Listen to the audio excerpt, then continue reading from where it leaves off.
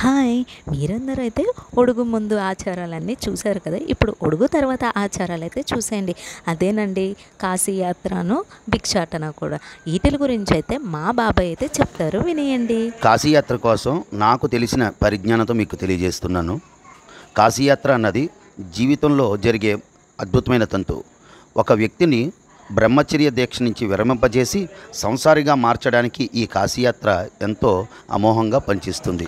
ఈ కాశీయాత్రలో ముఖ్యంగా చేసుకోబోయే అమ్మాయి యొక్క అన్నగారు కానీ తమ్ముడు కానీ లేకపోతే వారి సంబంధించిన ఎవరైనా సరే వచ్చి బావగారిని ప్రేమతో పిలుస్తూ ఈ కాశీయాత్ర ముగించుకుని వెళ్లకుండా బెల్లం మొక్క నోట్లో పెట్టి వచ్చి నా తోబుట్టుని నా సహోదరిని వివాహం చేసుకోండి, ఇంక నుంచి మీరు గృహస్థ జీవనం సాగించండి బావగారు అని చెప్పి ప్రేమగా పిలుస్తారు. ఈ భిక్షాటన అన్నది చాలా ముఖ్యమైనది. ఎందుకంటే మానవ జీవితంలో తనని నమ్మిన వాళ్ళని ఎప్పుడూ కూడా అన్న పానీయాలకు లోటు రాకుండా అవసరమైతే నేను భిక్షం ఎత్తైనా సరే వాళ్ళ కడుపు నింపుతానని ఒక తంతు జరుగుతుంది.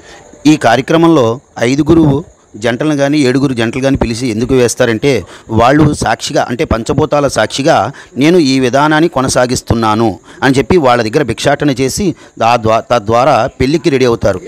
దీంతో భిక్షాటన కార్యక్రమం అన్నది ముగుస్తుంది. ఇది చాలా అమోఘమైంది.